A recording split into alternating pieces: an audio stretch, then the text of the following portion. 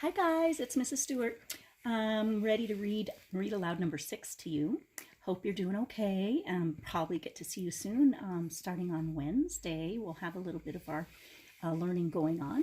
So I hope to see you then. And I've got Grandpa's Teeth today for you, which I think I read at the very beginning of the year, but I'm not positive. So let's see what we have. Grandpa's Teeth by Clements. Here's our title page, Grandpa's Teeth.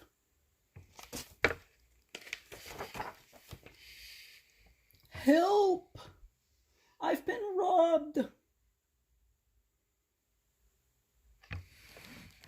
We heard Grandpa shouting, "It's a disaster! Come quickly!" He was still shouting as Mom, Agatha, and I ran up the stairs.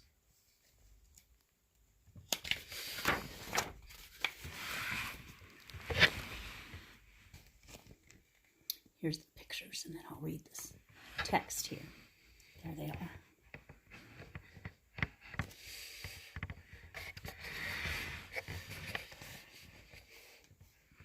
Grandpa's room was a mess, but to be honest, it was always a mess. He blamed Gump, his old dog, but Gump looked too old to make much of a mess. What was taken? Mom gasped. Your VCR? Your television? Not your gold-plated golfing trophy? No, said Grandpa. It's much worse. It's much more serious. It's my teeth. They've been stolen.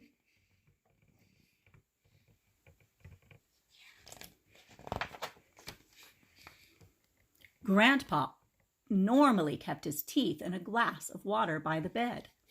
The glass was still there, but the teeth were missing. You haven't swallowed them by mistake, have you? Asked Mom. Of course not, replied Grandpa. Those teeth were special, handmade by the finest Swiss craftsmen. Agatha looked at Mom and whispered, Why is Grandpa talking funny? You see how serious this is? Moaned Grandpa. I may never speak the same again.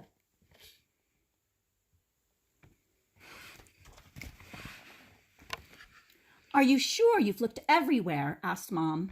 Under the bed? Behind the cabinet? In all the drawers? Yes, replied Grandpa, with tears in his eyes. I've looked everywhere. Mom called the police.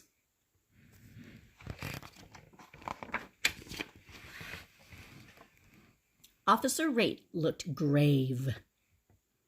Grave. If you look at his face, I wonder what you think grave might mean.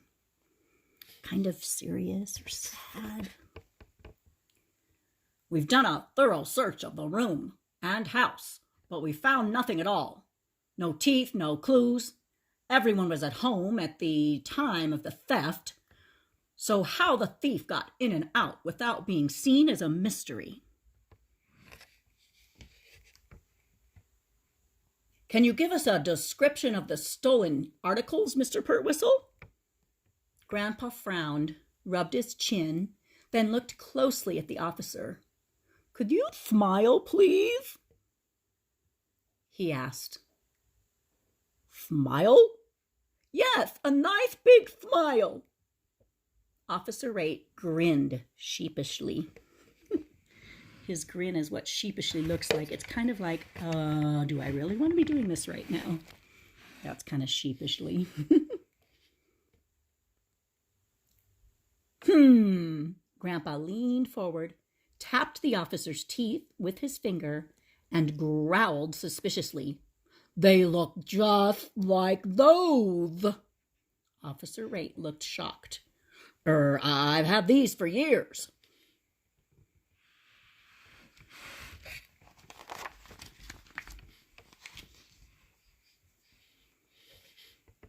Officer Rate took us all down to the station for further investigation. Using Grandpa's description of the police, the artist drew a picture of the missing teeth. Oh my gosh, that's what the missing teeth look like.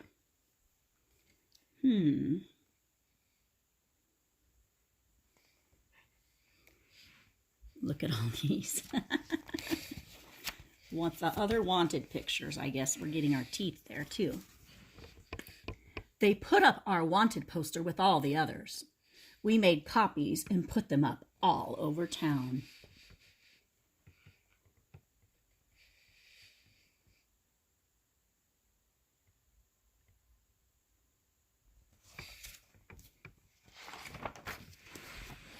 Oh, here's some suspects. We're lining them up to see who did it. Oh boy. Officer Rate rounded up the usual suspects and took them in for questioning. All of them were asked to smile. Most of them had missing teeth as well, but just one or two, not the whole set.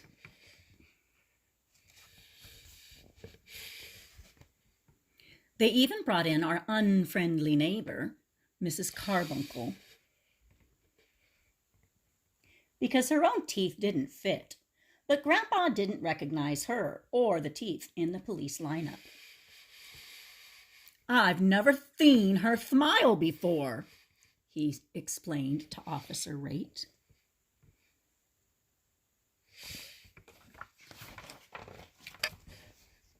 After several days, let's get that better.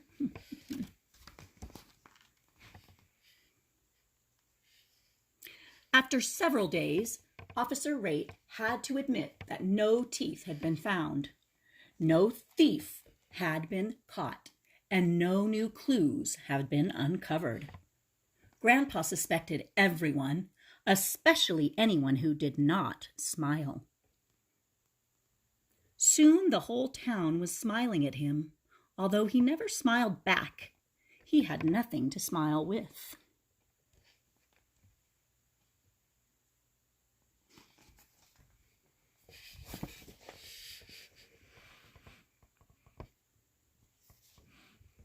Mom even got a call from one of those TV shows, Unsolved Crimes.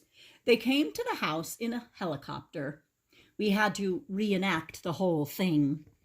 That means they had to show what they did and maybe see what could have happened that they didn't notice. Maybe there was a clue if they went through it again. When Grandpa was interviewed, he asked the reporter, Pearl White, if he could borrow some of her teeth. "After all," he mumbled, "you have more than enough."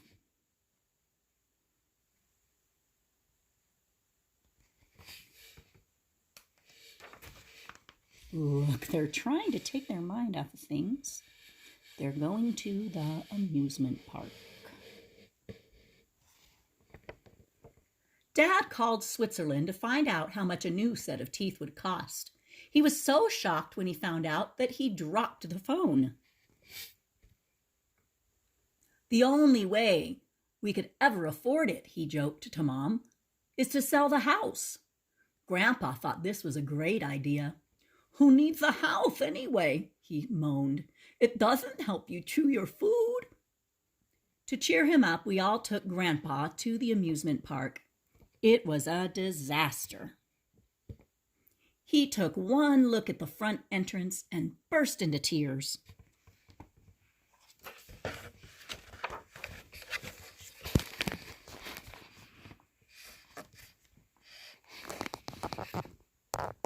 Everyone watched Unsolved Crimes,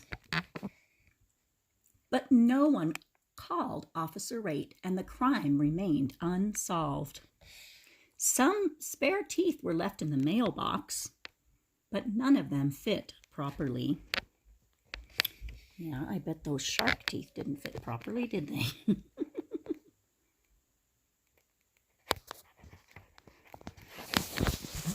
All right, let's see here. People began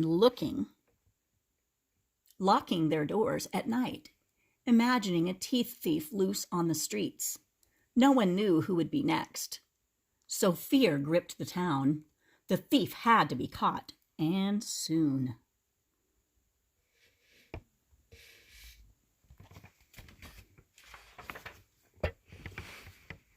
Oh my goodness. I think the artist from this story is so good, and the illustrator is the same as the author in this case, Rod Clement. He's the same.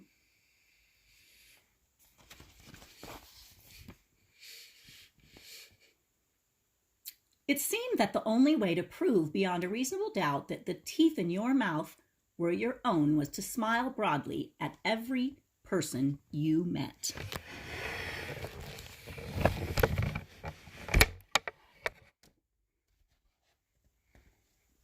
Anyone who didn't smile was immediately dragged off to the police station for more questions.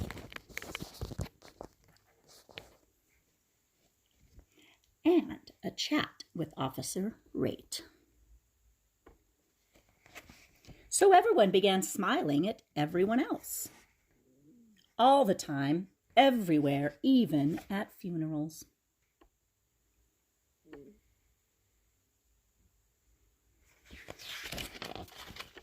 Because of Grandpa's teeth, the whole town was beginning to suffer. Tourists, seeing the endless sea of smiling faces, were too scared to get out of their cars. Now, we have a lot of tourists. Tourists come to visit a place, and they're visitors from other towns. They probably would think, what the heck is everyone smiling at when they came to town? A little strange. After a while, they stopped coming altogether. Dad's cafe, like the rest of the town, was losing business. The mayor called an emergency meeting. That night, for the first time that anyone could remember, the town hall was full. Speaker after speaker stood up to complain about the loss of customers and the constant strain of smiling all day, every day.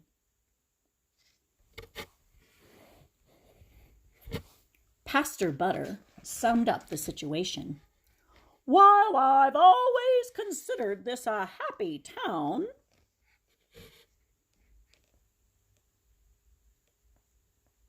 there are limits. No one wants to smile without a reason, and there aren't many reasons to smile in this town at the moment. It's time, I believe, to put a stop to it. The crowd cheered. Mr. Pertwhistle had one of the finest sets of teeth in the country, and he alone cannot afford to replace them. In fact, I alone could not afford to replace them either. But if every one of us put $1 in the collection plate tonight, we would have enough money to buy 2 new sets of teeth. Most people put in $1. Others put in 2.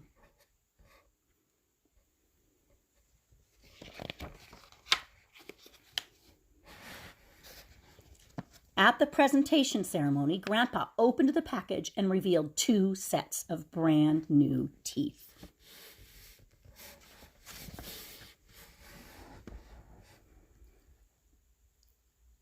Why are they different sizes? Asked the mayor. Oh, only one of them is for me, replied Grandpa, popping one of the sets into his mouth. The other one is for Mrs. Carbuncle. Her teeth never fit properly, and she has such a pretty smile.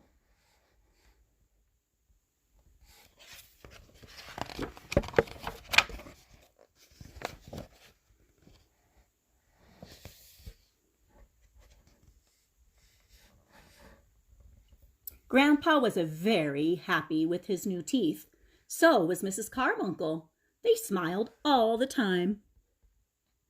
In fact, they were so happy that Grandpa's old dog Gump smiled too. There he is.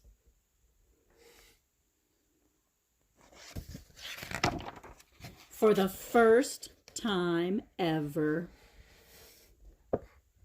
that darn Gump, that little thief. Oh my goodness. Well, I hope you liked this book. It's a pretty fun book. Here's the back part of it. And the front shows Rod Clement as the author and the illustrator. We know that because there's only one name on there. Some pretty awesome drawings, in my opinion. I could never draw like this, but I guess if you practice enough and you're an artistic person, you can draw really cool things. All right, guys, I miss you, and I will see you soon. Hope you're doing well on this Saturday, and I will talk to you later. Bye.